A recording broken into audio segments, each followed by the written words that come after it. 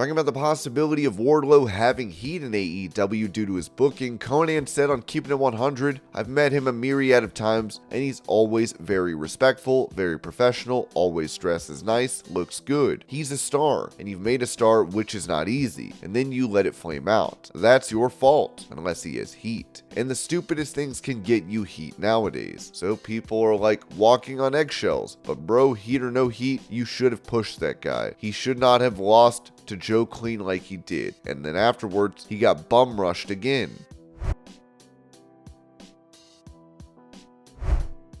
On Wrestling Observer Radio, Meltzer talked about Bray Wyatt facing Uncle Howdy at WrestleMania 39, saying, "I think we're getting that match at WrestleMania. It sure looks like that way to me. It's something. I mean, Bray's a merch seller, and Bray's over, and you have to do something with him. And the top guys probably want to avoid him because his history with top guys. I mean, what did Bret Hart say? You go in as a 10 and come out as a 6?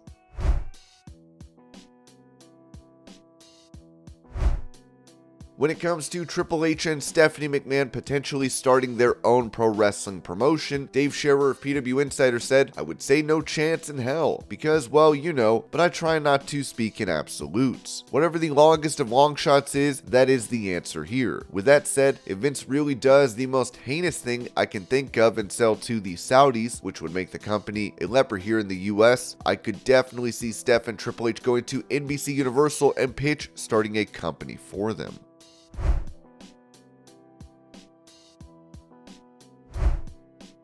Following Stephanie McMahon's departure from WWE and her post as co-CEO, Ariel Helwani reacted to this on the Bill Simmons podcast. "Her resignation is a bad sign. She's so likable and respected. She is the quintessential businesswoman. If she decides to do something, imagine a media company run by Stephanie. I feel like she'd be successful in whatever she does."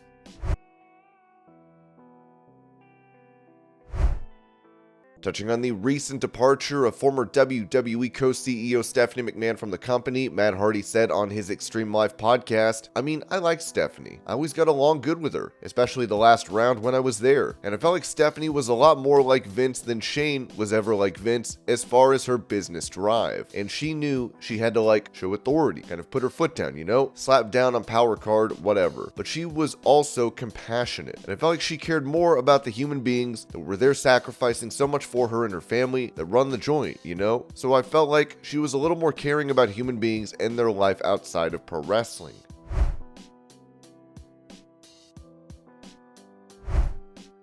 Prior to Raw last night, it was reported that WWE held another talent meeting on January 16th for the Raw roster. Fightful Select learned that staff and talent were all involved at the meeting, which started shortly after 3 p.m. Eastern. The meeting was conducted by Triple H, Paul Levesque, Kevin Dunn, and Executive Vice President of Talent for WWE, Dan Ventrell. Thus far, we were told that many of the same points were hit from Friday, including noting that Triple H is still CCO and firmly in control of creative, and the talent relations are not changing. There was also debunking last week's Saudi Arabia sales story. Ventrell started his spot in WWE 3 months ago after leaving the Raiders organization following the Cincinnati Bengals defeating them in the playoffs in January 2022. That probably didn't have much to do with him leaving, but it absolutely happened. We'll have more details as we get them.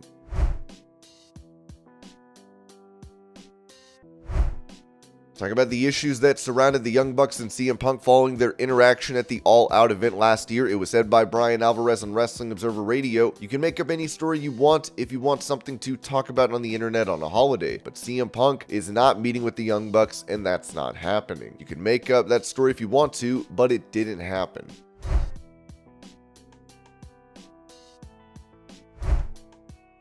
Asked about CM Punk potentially being removed from the AEW Fight Forever video game, president of the company Tony Khan said, "I'm sorry, I can't comment on that. I appreciate you asking about the video game. I'm very excited about it. It's a huge project for AEW and we're very excited. The release is coming, it's imminent, and when it will be released, I really think fans around the world are going to have a great experience, and hopefully it'll make some new wrestling fans and some new AEW fans, which would be great for everybody who works here. That's something we're excited about. I can't comment on that, but I appreciate you asking about it."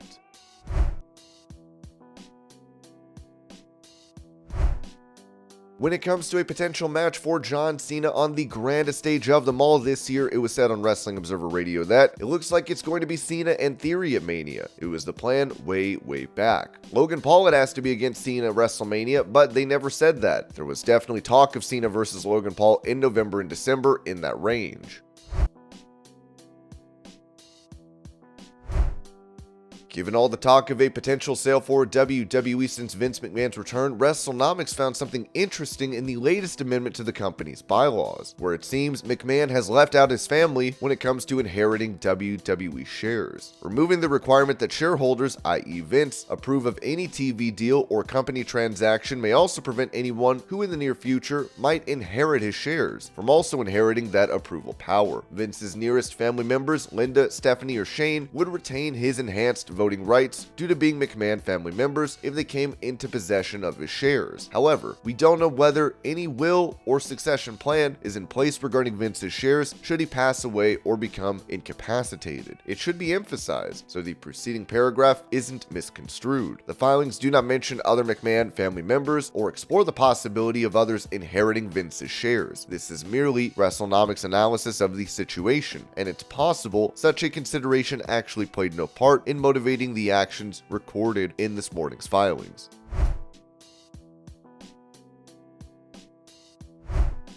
According to Sportico, Vince McMahon is being sued to prevent him from pursuing a sale for WWE, with it said that Detroit's police and fire retirement system sued WWE Executive Chairman Vince McMahon last Thursday, seeking a declaration that would effectively block the 77-year-old billionaire from regaining control of WWE's board of directors and prevent him from expediting a sale. The retirement system requests that its complaint, which was filed in Delaware's Court of Chancery, be recognized as a class action on behalf of other WWE stockholders. The complaint could slow a potential sale of WWE, which has an enterprise value of $8.6 billion, according to Sportico's estimates.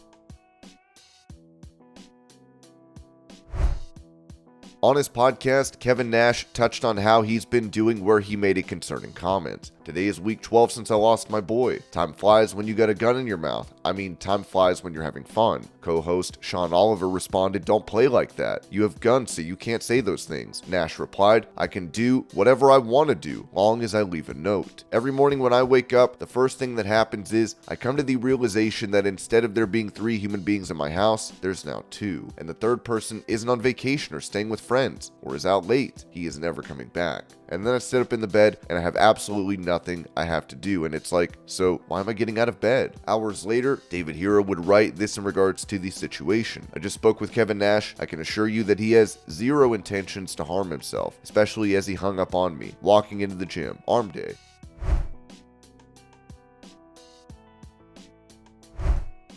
Speaking about WWE potentially being sold, AEW President Tony Khan told Maggie and Perloff, "I'm interested in the news that there is potentially a sales process, and certainly I think we've shown when there are acquisitions and transactions, we're capable of making the big purchases, whether my dad steps up with the Jacksonville Jaguars or Fulham FC in the Premier League. And he's done such a great job building up the club and putting resources into it, and we're playing football at a high level. With AEW, we've shown that we can build a company. Even when I purchased Ring of Honor, that's a very different thing than WWE, but Ring of Honor is a company with 20 years of history, and I really have enjoyed running it. And we've shown that we're at all-time highs in terms of every business metric since we relaunched it. And it's only going to get better. AEW is my main focus, but certainly when that news is out there, it's very interesting. Stay tuned to AEW Dynamite and AEW Rampage. You never know when I'm going to address something. On the other hand, it's very preliminary to talk about that process. If there is a process there, which it sounds like there may be, I'm interested in being a part of it."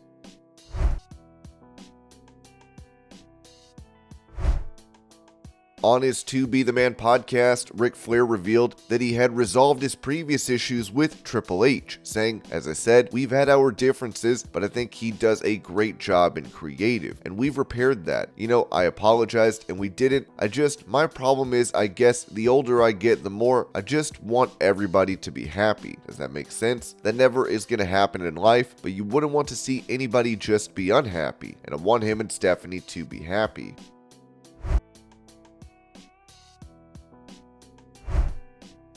With the unfortunate passing of Jay Briscoe taking the wrestling world by surprise, a police report has now been released. The Delaware State Police are investigating a fatal accident that occurred in Laurel late yesterday afternoon that resulted in the deaths of 2 people. On January 17th, at approximately 5:09 p.m., a 2019 Chevrolet Silverado 1500 was traveling westbound on Laurel Road, just west of Goose Nest Road. At the same time, a 2016 Chevrolet Silverado 2500 was traveling eastbound on Laurel Road in the same vicinity. For unknown reasons, the driver of the Silverado 1500 pickup failed to remain in her lane, crossed the center line, and entered the eastbound lane of Laurel Road directly into the path of the Silverado 2500. This resulted in a head-on collision between the 2 pickup trucks in the eastbound lane. The driver of the Silverado 1500, identified as 27-year-old Lillian Turnahan of Frankfort, Delaware, was wearing her seatbelt. The driver of the Silverado 2500, identified as 38-year-old Jimmy Pugh of Laurel, Delaware, was not wearing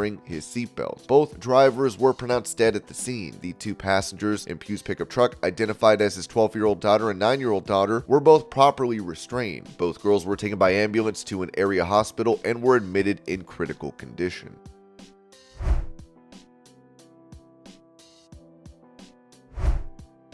When it came to airing a tribute show for the recently deceased Jay Briscoe, it seems Warner Media took issue with this, as Dave Meltzer noted on Wrestling Observer Radio. The Briscoes were signed by Tony Khan, and he was unable to get them on television. And if you watched tonight's show and you were expecting something, I know a lot of people were. Something akin to the Brody Lee show, and obviously that didn't happen. There was a graphic at the start of the show, and then at the very end of the show there was a mention by Excalibur. A lot of the guys had armbands, a lot of them, but there was not any kind of big tribute because they were not allowed by Warner Media to do one. So they filmed a 1-hour show in Fresno tonight that'll be on Honor Club. They will be doing another tribute show, which will be when they finally do the Ring of Honor television show. The first show will feature a lot of Jay matches, and the tribute show taped last night will as well when it's all put together. I'm not sure what day it'll be out, but there'll be another one. And then Supercard of Honor, there will also be kind of like a memorial to Jay on that show, or something to honor Jay at the Supercard of Honor show in Los Angeles in late March at the Galen Center.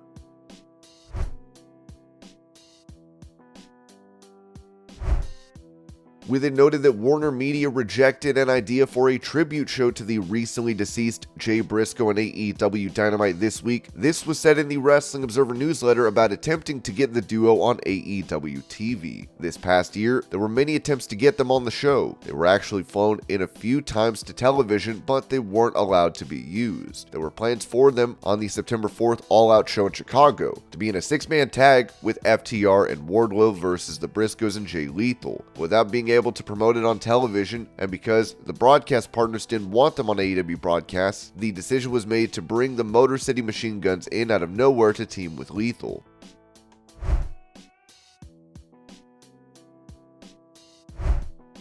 Speaking of the late Jay Briscoe, his daughters were in his truck during the accident, as they both appear to be doing better, with a friend of the family writing, "Currently the girls are stable, but they both have a very long road of recovery ahead of them. Gracie, 12, when she originally got to the hospital, she couldn't feel anything from the waist down. She was diagnosed with an L2 dislocation and an L3 and L4 fracture in her back with compression on her spinal cord. After Nanticoke got her stabilized, they transferred her to another hospital and she got feeling back in her thigh, but nothing lower than her knee. She was taken straight for an MRI and surgery on Wednesday morning around 3 a.m. The doctor was able to relieve the compression on the spinal cord, and surgery went as well as expected. When you have trauma to your spinal cord, it's a waiting game. With the swelling and trauma, you have to wait. She still has feeling in her thighs, but no movement as of yet. Gracie had tingling in her feet on and off today. Her progress will be a day-to-day basis for months to come. She is bruised up pretty badly, but at this time, no other injuries have been diagnosed. Jay Lee was diagnosed with an open tibia and fibula fracture in Nanticoke, where she underwent surgery. They placed an external fixator on and sent her back to the hospital. She has been diagnosed with a C7 fracture in her neck and has been placed in a neck brace, which she will be in for 6 weeks. She also has an L3 and L4 fracture in her back, which can be managed with a back brace for about 12 weeks. She has a right clavicle fracture from the seatbelt, as well as a broken rib on the right side. She has a small left pneumothorax, which is the air between the lung and chest chest wall, not inside the lung. They are just monitoring that as it's not large enough for intervention at this point, which is a blessing. To date, she was diagnosed with a perforated bowel with free fluid in her abdomen. She had some internal bleeding in her stomach area. They knew about it and they were watching it, and today they were able to pinpoint it and find out where it was. That surgery went awesome. That got in there and got the bleeding under control and got her on the mend. She went to the OR for that today. They did a bowel resection, which means they took a little bit of it out, nothing that is long-term effects. While she was down there, the orthopedics decided to do another washout of her leg and some manipulation of the bones for better alignment. She still has the external fixator in place, and they place an NG tube down her nose to decompress her stomach. They will take it out tomorrow, and this will allow her to eat.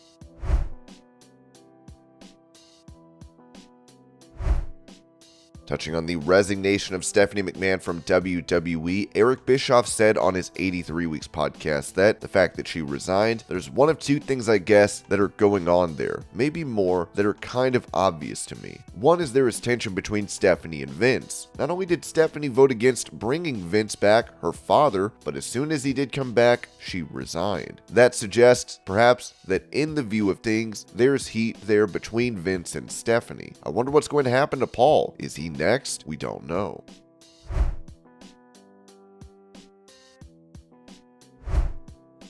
While there has been talk of a contract buyout for CM Punk, it seems there is no plan at this time, with the Wrestling Observer noting we're still months away from when Tony Khan will have to make a call regarding Punk. It's not the easiest call because of all that happened, but Punk was a ratings draw, and ratings are weaker than before, generally, even if there's positive house show movement. Right now, from the Punk side, the belief is that Tony Khan has put Punk on ice for now, as there are no ideas to use him that have been presented, but no talk at all of late to release him either.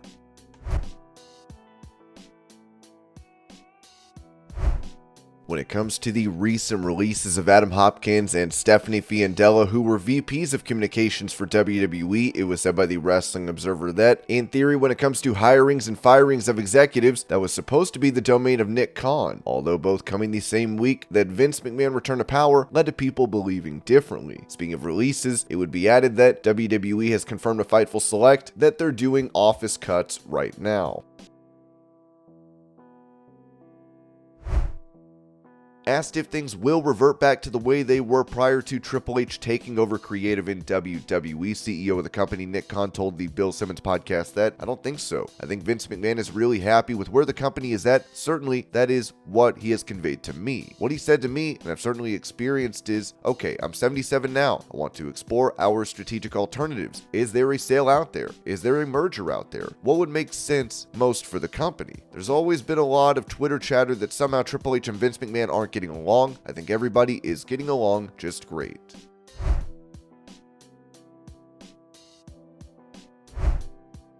With it previously reported that The Rock has told WWE officials that he won't be ready for a WrestleMania match, Ringside News is now added, we were able to confirm that The Rock will not be competing at WrestleMania this year because he can't get in ring shape by that time. He can still appear in a non-wrestling role, but WWE Creative has not pitched anything for him that doesn't involve a match yet.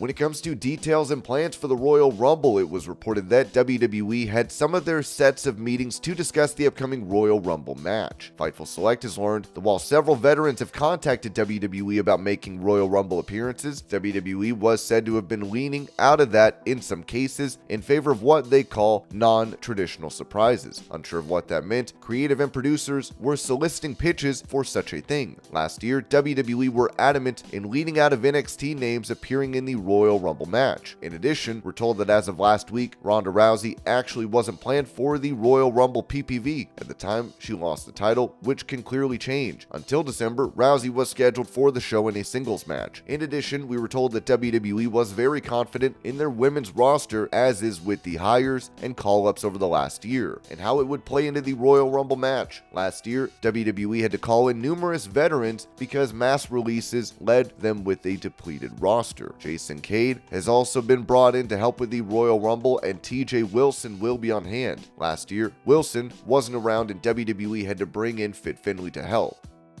And this was your pro wrestling news update. I hope you're all having a great day. Thank you so much for watching, and I'll see y'all later.